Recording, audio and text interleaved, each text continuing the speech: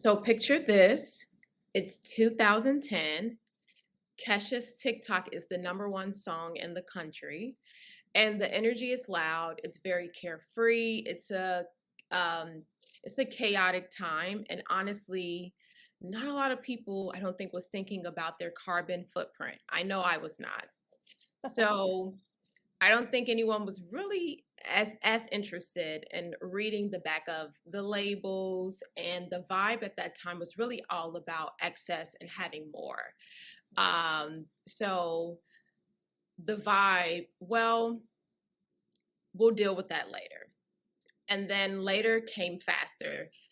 And at that time, the same time, a factory collapsed in Bangladesh, which forced people to confront the human cost of cheap fashion. Videos about oceans full of plastics, they were going viral on social media. And millennials were entering their prime spending years with values completely different from the generations that came before them. And climate change stopped being something that scientists debated, and it became something that people could actually see and feel.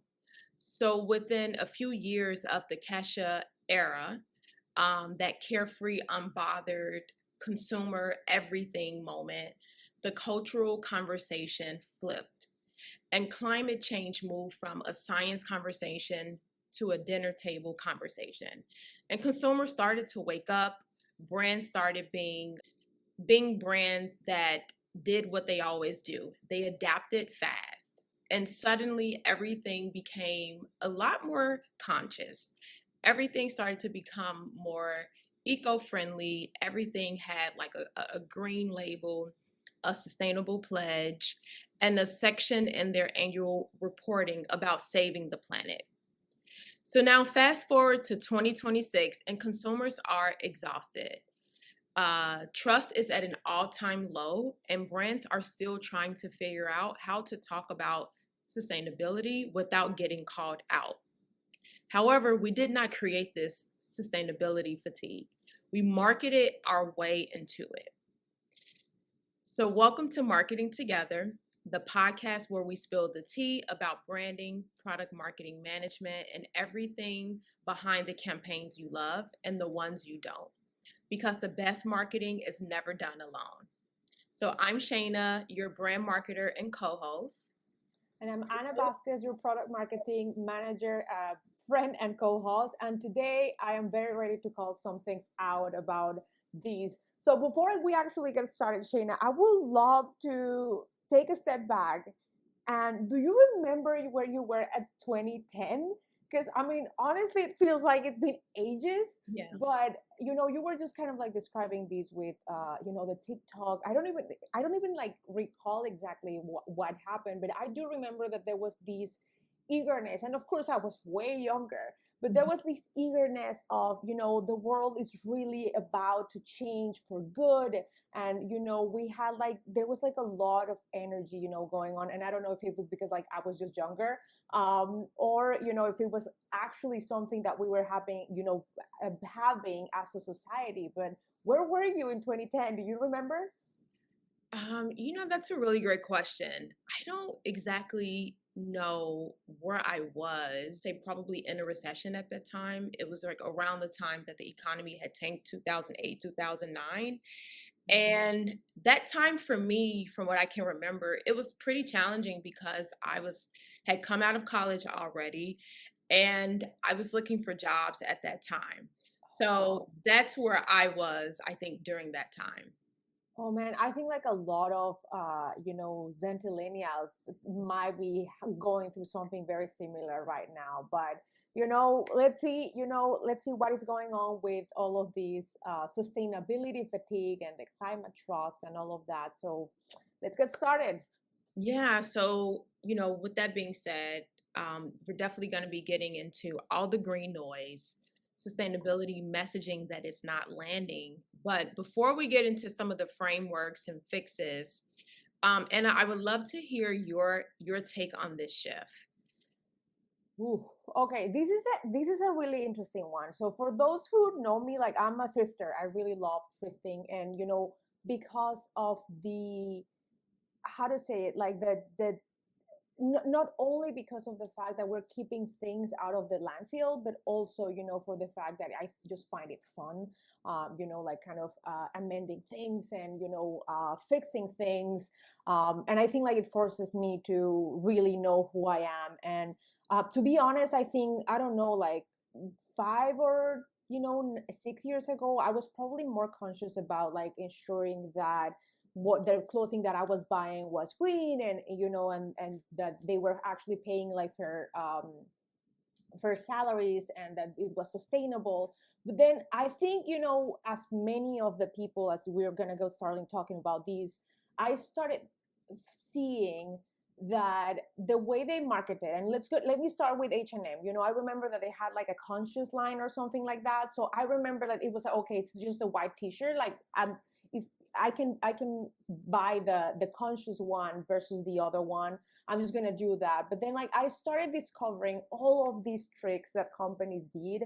So I figured out that the best way to try to decrease my my impact into the like the world and the consumption was just to try to recycle. I mean, it doesn't mean I don't buy things. It's just like, I think I just take a step back and really, first of all, thinking, is this something that I really need? Because I think at this point, it's really hard for me to really tell if something is sustainable or not. And I know that there are like many organizations that track these, but then also it really depends on the organization, because there are some of these organizations are even funded by these other huge companies. So I think as a consumer, it's just like really tiring to try to find, and something that aligns with not having a huge impact on, or a huge footprint. So that's where I stand. I do think that if it was easy for me, I will definitely do my best to try to be sustainable and all of that. But I just think that there's so much noise and so many lies, let's say it, that I just find it so complicated that I just rather try to just consume less of regardless, than trying to, like have the latest pair of jeans. But, I really don't know where they're coming from. So the first question is, do I even need it? So that's my personal approach. It doesn't mean that I don't buy like, new clothing or, stuff that I really like need, or sometimes just want, but I just really try to just be more conscious about, okay, do I even need it? Because I don't think I'm that trusting of all of these certifications and stuff anymore, to be 100% honest with you. I think a lot of people share that sentiment as well. So PwC actually surveyed more than 20,000 consumers across 31 countries and found that people say they're willing to pay almost 10% more for sustainably produced goods, Yes. almost 10% more in this economy. And yet Deloitte's 2024 Sustainable Consumer Report finds that 61% of consumers say they're not even that interested in sustainability anymore, up to 58% the year before, up from 58% the year before. Wow, that's some heavy numbers. Absolutely. And here's what's actually happening underneath that. It's not that consumers stop caring about the planet. It's that they stop trusting brands to be honest about it. According to Capgemini, 52% of consumers now believe most organizations are greenwashing, up from 33% just 1 year earlier, and 91% believes at least, and 91% believe at least some brands are greenwashing. Yeah, so very similar to what I was, it's good to know that I'm part of the statistics in this case, like I really feel that all of that, we're going through these together. And yeah, I mean, so we're pretty much starting position for any brand talking about sustainability right now that pretty much nobody believes you. I think like that's a big message. But I really don't know, what else could come after this. So yeah, nobody believes you. Yeah, absolutely. And this is not the consumer's fault. This is a direct result of years of overpromising and under-delivering. And this brings us back to the 2010 Kesha era, because that cultural shift from unbothered excess to conscious consumption didn't just happen gradually, it started to happen fast. And brands that weren't built around these values had to scramble to catch up. Most of them just grabbed the language before they did any work. And that's where the trust started to break down. Anna, I'm curious to know,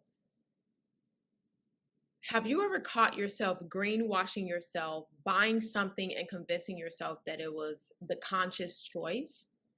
I do think, it's a funny question because I do think in the past, I used to do these more often. And I do can tell you that, I'm a marketer. I do product marketing. I've been doing marketing for over 15 years. So I know how marketing works.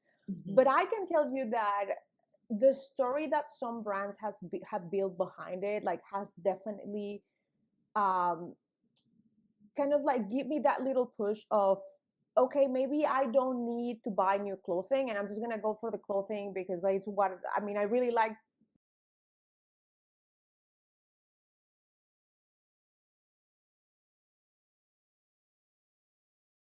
clothing.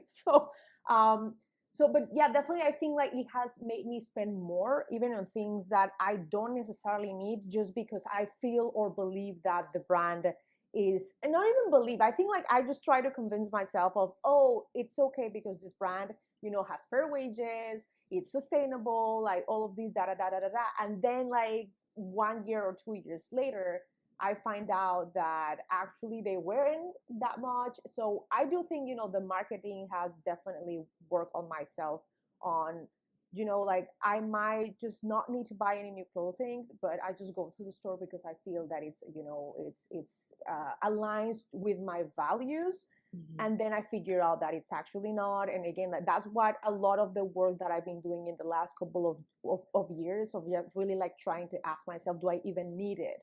But yeah, I do think I've definitely caught myself like greenwashing and just telling me, oh, it's not that bad because it's a good brand, or okay, I don't need it, but let's just go because it's fun to buy. So yeah, I do definitely have caught myself doing that. What about you? Like, is there anything that you've noticed on yourself? I'm sure I have. I'm definitely sure that throughout the years, I've fallen victim to purchasing something that, had some sort of sustainability logo or something like that, that I thought, maybe I'm just, I'm contributing to doing the right thing at that time. And that actually takes me into the next question, which is, when did you first start to notice sustainability claims feeling hollow? Ooh, that's a very good question. I think I'm gonna go back to not like more like 7 8 years ago. I really don't know. I mean, because I'm terrible with times and dates, but I think there was like a moment where, for instance, brands like H&M starting having like, or Zara, like starting having all of these like noise and scandals about, like, oh, they are like, so I think there was like starting to be a lot of noise about all of these, like, well, it's green but it's not actually green. So I think it's when it started, because before that, like, I definitely bought it.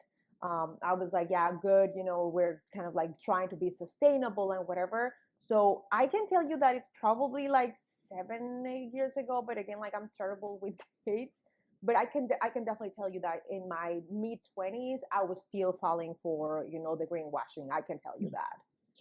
Yeah, I think for me, um, when I started to see that just so many brands, and especially like newer brands, and just so many brands had some sort of campaign around it, that's Mm, where I just felt like, this doesn't seem to be as authentic as yes.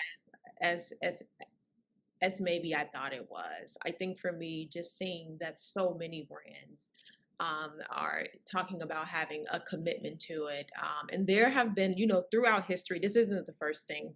Throughout history, there's been other campaigns as well that so many different brands have kind of caught wind of, knowing that, hey, people care about this. It's like, hey, we're going to commit 10% to the homeless, and different things, like just different initiatives that you see so many brands do, but we don't actually see real value come from it. Yeah. We don't actually see them truly giving back. Yeah. So I think that things like that, and that's kind of when I can kind of tell that, hey, something's not right here.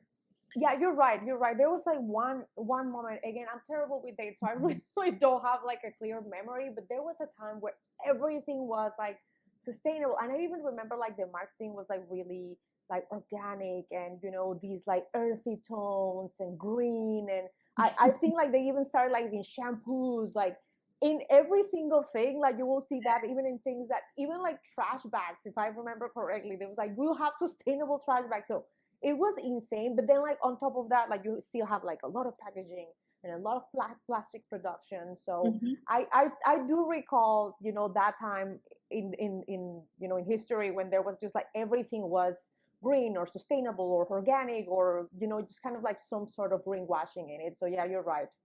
Absolutely. So let's actually walk through how we got here, because it didn't start with bad intentions. So going back to the early 2010s, social media is giving consumers a megaphone they've never had before. Then comes the moments you can't unsee, like the Deepwater Horizon oil spill streaming live, Hurricane Sandy flooding New York, the viral photo of a sea turtle with a plastic straw in its nose, and then climate change stops being so abstract and suddenly it's in everyone's feed. That's right. I do remember yeah, that's so right. I do remember the turtle. And actually, like, because the thing is that the poor thing, and I don't even recall exactly the people like, I mean, the people that were like helping her were concerned if it had like any brain damage. And I think like that's where we actually started with like the straws thing. If I remember that we started like, okay, like the carton ones and then the bamboo ones, and then like we just started having these other um alternatives to straw because of that particular video. Yeah. And I mean, up to date, like we still see like the joke of like I'm here like using these like carton straw that just kind of like disintegrates in my water or whatever. For some people are being traveling private jet like to everywhere, like just 30 minutes, and then just contaminating all of my lives in straws and recyclable or sustainable straws. So yeah, it's really interesting because the straw thing, I think, was one of the things that just make that switch. Absolutely. And that's when purchasing behavior started to shift. So people began voting with their wallets, choosing brands that align with their core values, and quietly walking away from the ones that didn't. So brands notice immediately, right? And ESG sections started to show up in these annual reports. Conscious product lines started launching across every category, as you just mentioned about shampoo and different things, from like a bag of potato chips, like just everywhere. Green packaging, sustainability pledges, and eco-friendly claims just really became everywhere again. Oh, some brands genuinely started asking harder questions about how they operated, but a lot of it was positioning. Sustainability became a lane to compete in, not a belief to build from. And the language followed: vague, soft, completely unverifiable, committed to a greener future, made with the planet in mind, conscious choice. I mean, you name it. When every brand sounds sustainable, no brand actually is. Then comes the investigations, the lawsuits, the backlash. Consumers now more informed than ever before, right? We live in such an age of information. It's right at our fingertips. Start pulling back the curtain. And what they found underneath these green labels is a gap between the claim and the reality. And once the trust is broken, your marketing budget can buy it back. It's not a legal problem, it's an emotional one. So let's talk about what that looks like in real life. Okay. All right. So this section, we're going to get started with a couple of case studies. So let's start with the one you mentioned earlier, H&M. Oh God, yeah. So they're probably one of the clearest examples of how this goes wrong, even when the intention might have been okay. So they launched their conscious collection, green hang tags, more sustainable materials, and higher price points. Consumers genuinely believe they were making a responsible choice. Then came the lawsuits. People saying they paid a premium for something that wasn't meaningfully different. And here's the twist. The lawsuit was dismissed. The court said H&M never technically claimed the products were environmentally friendly. They said more sustainable materials. So technically still They accurate. weren't lying, yes. Mhm. Oh my, I never actually heard about that lawsuit. And it's very interesting to see because like, again, as a product marketer, like I understand that there's like some legalese that you need to be aware of. But then also, on that side, I mean, I was there. I was one of those buyers. I paid the the premium price because I thought, okay, it's more expensive to do these type of things. So, or kind of like more sustainable products. So I'm kind of like, disappointed as well for the fact that, they weren't held accountable. Mhm. And I mean, I don't know because it's been a long time since I bought in H&M, but I don't know if they're still like doing it. But I remember like still a couple of years ago, I was still seeing that conscious line, if I remember correctly. Yeah. I'm not exactly sure if they still are either. Um, but to your point, I mean, that's the credibility gap that customers are seeing, right? Customers, at the same time, they aren't reading legal language, they're reading the vibes, Yes. right? The Just green vibes. just vibes. The word, I mean, the green tag, the word conscious, the implications. If the story you are inviting doesn't match the reality you are delivering, that's definitely a trust problem. So you can win in court and still lose in the culture at the end of the day.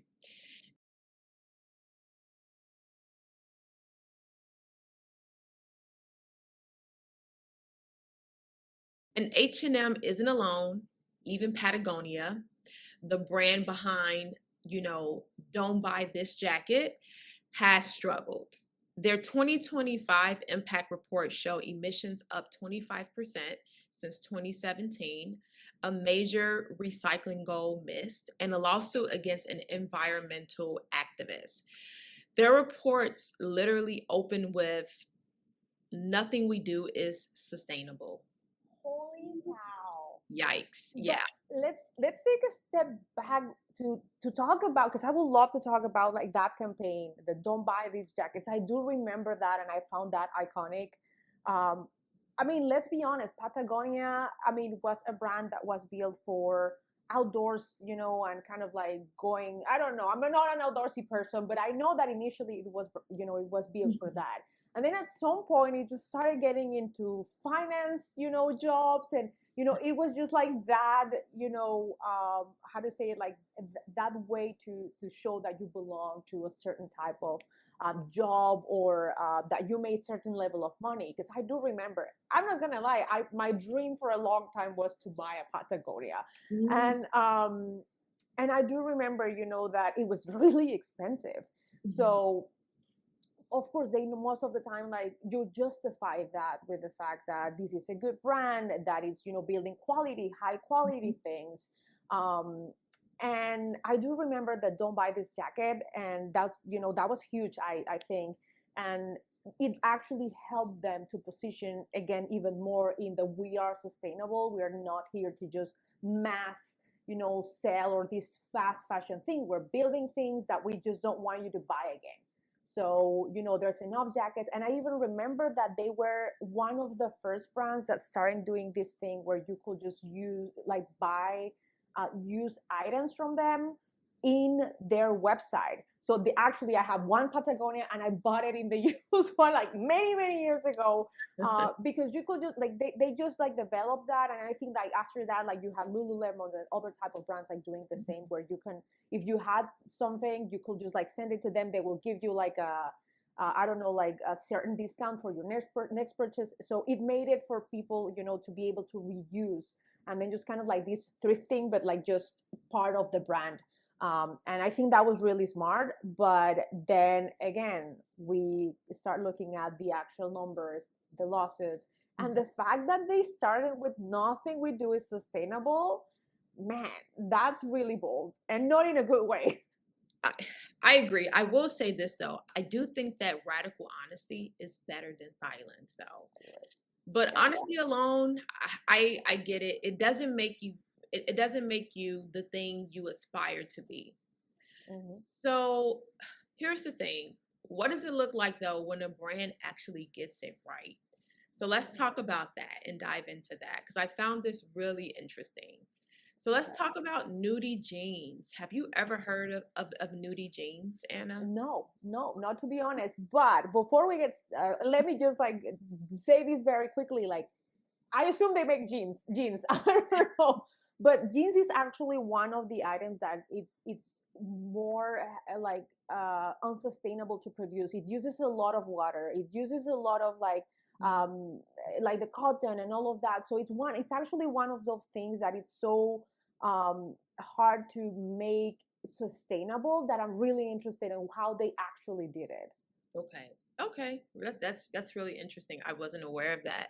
So Nudie is a Swedish denim brand. It's rated great on the Good For You site, which is their highest rating. And here's why. Everything they make is 100% organic cotton. So it's not a conscious line. It's not a capsule collection or anything like that. They committed in 2012 and they've never wavered. But their real differentiator is the repair program. So free repairs for life, no fine print. In 2024 alone, they repaired over 68,000 pairs across 33 repair shops. Wow. That's a lot. And it works because it's built into the business, not a campaign. That's what I like about it. So they have a take back program. It's transparent reporting and full traceability down to the facility level. So here's the contrast, right? Same category, same product, completely different relationship to sustainability. So I think that H&M used sustainability to justify the price point, and Nudie used it to justify a business model. So that's the difference between a campaign that's supposed to be sustainable and sustainability as a conviction. And your customers, they can feel the difference, right? We know when a brand is not really being genuine with us. We can tell. Yeah, no, that's right. And because that's the thing, and that's what it's interesting, like the fact that sustainability is not just at one level. It has to really be built into everything. And to be honest, I do believe, and I agree with Nudis, that the best way to decrease your footprint is, if you buy something because you need it, just repair it. I do think that that's the first step. We have a lot of clothing, and a lot of things, already. So the fact that you just, it broke, like they'll fix it for free, or, help you, like taking care of recycling once it's probably like not fixable anymore. I do think like that's what really helps us make a brand or actually or really sustainable. I think it's interesting, right? As I'm hearing you talk about, about liking the idea of just repairing your jeans versus getting a new pair, right? Because one thing about jeans, right, it's that item where when you find a good pair of jeans, you wear them all the time, right? Like I can remember like moments in life from high school or college or after college where there are certain jeans that you love to wear that make you look good. And I remember having a pair of jeans that I bought at Macy's one time, and they were very well made, and I wore them so much.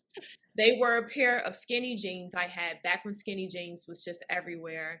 And I wore them down to where I eventually had to throw them out.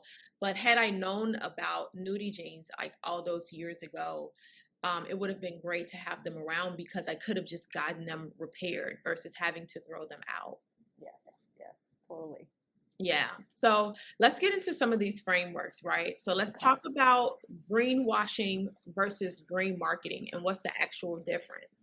Okay. So greenwashing is the gap between the claim and the reality. And as we know, that gap is pretty much everywhere. So in 2020, EU did a study that found that 53% of green marketing claims were vague, misleading, or unfounded.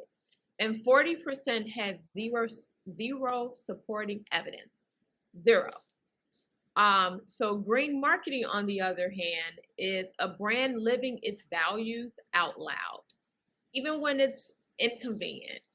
Yeah. Even when the receipts aren't perfect, the key word is living. It's not a campaign. It's a lens your brand sees everything through. So I found that really interesting because I don't think at first, prior to starting this research, that I knew the difference between greenwashing and green marketing. Yes. Yeah. So I think that's what happens when your messaging gets ahead of your operations, right? Which we see relevant in so many brands. So when you've got the language before you've actually done the work, you can't close the gap with better copywriting. The only thing it closes is its consistent action over time. Yeah. So really interesting there. Okay. So now I want to get into some actual tips that brands can use to actually make this better. Okay. So the first one is going to be really think about auditing before you advertise. Before you touch the messaging, really get clear on what's actually true, right? About your brand. What are you doing that's actually specific, measurable, defensible? If your internal reality doesn't match your external claim, you don't have a messaging problem, you have a product problem. So you need to fix that first, right? Second, be specific over sentiment. Okay, so we've repaired 68,000 pairs of jeans in 2024. That lands, right? As it relates to Nudie Jeans. We're committed to a greener future. That does not. Yes. One is a fact, one is a feeling, and consumers have been burned by feelings. Yeah. The third, sorry, go ahead. No, I was just gonna adding that, I do think that whenever brands make specific claims with actual receipts, that's when you actually start, looking into it. Now, let's go to the next one before I get into another point. Okay, so the third one and final one is make the customer the hero. So this goes into story branding 101. The brand should never be the hero. The customer is. So instead of, look at what we're doing for the planet, they need to flip it into here's what your choices make possible. So when the customer is the hero, their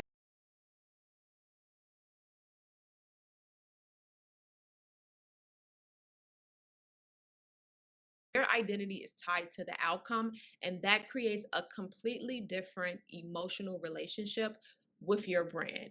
And I think a big part of the issue is so many brands are making themselves the hero. And as we know, they can never really live up to that, right? Like they can't really live into that. Did you want to add something else or? No, I mean, I agree with you, I think, and it happens in every single industry, when good messaging, it's about your customer. And for that, you really need to feel your customer pains. And I don't mean like you go and, suffer with them, but what I mean is like you need to really understand what's behind what they are buying like why they need your product, and just kind of like really ensure that first of all you are actually solving their problem.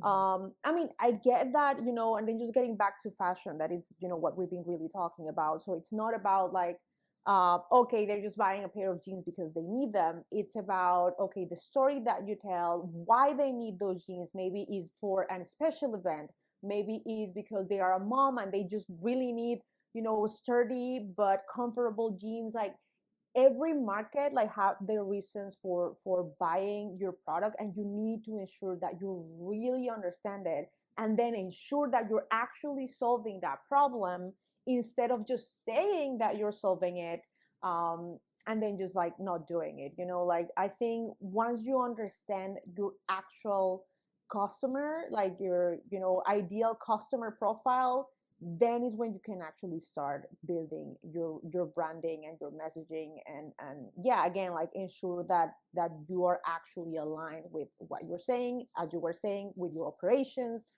at every single level, so it's easier for you to tell your story. Absolutely.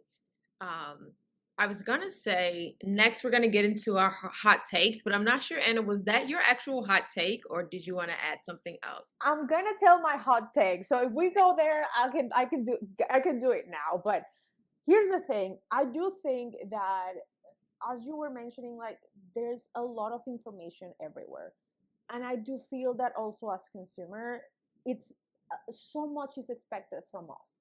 We need to research, and we need to ensure that the actual label, it says what it means. And I'm just thinking about the eggs, because I think like this is something very millennials like deal with, is like how much of torture of a hen I can afford today.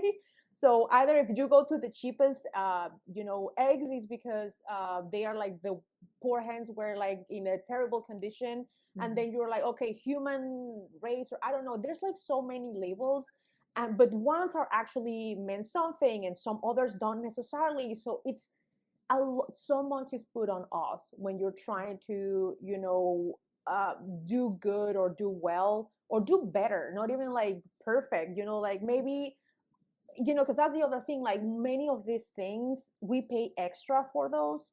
So we are really expecting, for brands to help us really understand. And I get the fact, I'm a marketer, I do understand the fact that you want to ensure that your messaging, your position is right. And especially for consumer products, it's a completely different animal, because like your KPIs are completely different to what any other type of industry. So for me, it's like so much is expected from us as consumers, and we're in a point where we are not even trusting what the brands are telling us, especially in consumer marketing. And then the fact that you're expected to pay an extra, which I get, but then you find out that you paid extra for absolutely nothing. That's infuriating.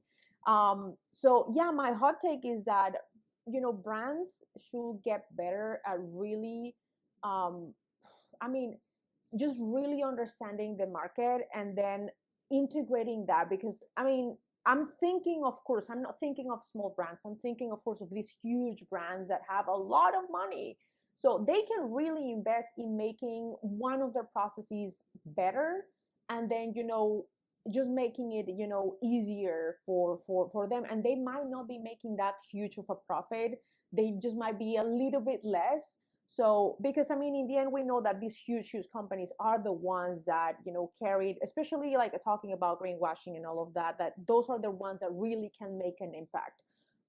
Because the small ones, I totally get it. If you are a moms and pops, I don't know, you're doing candles and stuff like that, consumers are not expecting, or I hope are not expecting the same from you than from a big brand. And that was a huge yapping.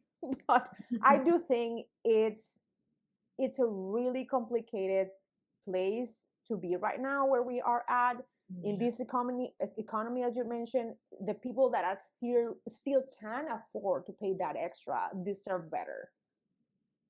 I agree. I agree. That's a very good point. I also agree as well that um there's a lot that's expected from us. I mean, who has the time in the day to do all of this research as For well your as eggs and for your veggies and for your cereal and for your jeans and for your computer. It's just like, it's so much. yeah, it's so much. On top of that work, take care of your families. Like that's just a lot to be, to be expected of you. Here's mine. I think that kind of, going back to the companies, I think we want them to be green, but they never were really green companies to begin with, right? So as we think about some of these big brands such as H&M, Kraft, right? I don't,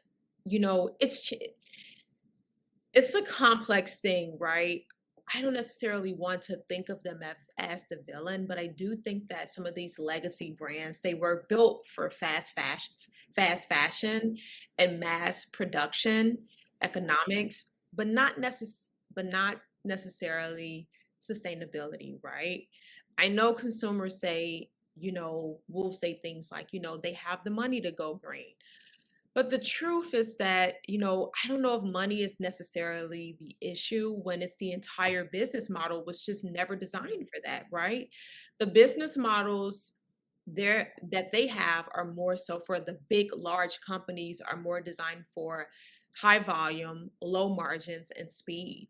Yeah. So it's very interesting, right? Because consumers have changed so much. And so the brands, they've tried to adapt, but what they're doing, it's not really a values awakening, and like they've just, now they've, figured out that they need to be there to support where consumers are. It's more so that they're just trying to survive at Yeah. the end of the day. They're just trying to stay in the game to compete with their competitors. So I think that we as consumers, right, kind of need to stop confusing the two, because when we do, we may be rewarding the wrong behavior and overlooking the brands that's actually doing the work, right?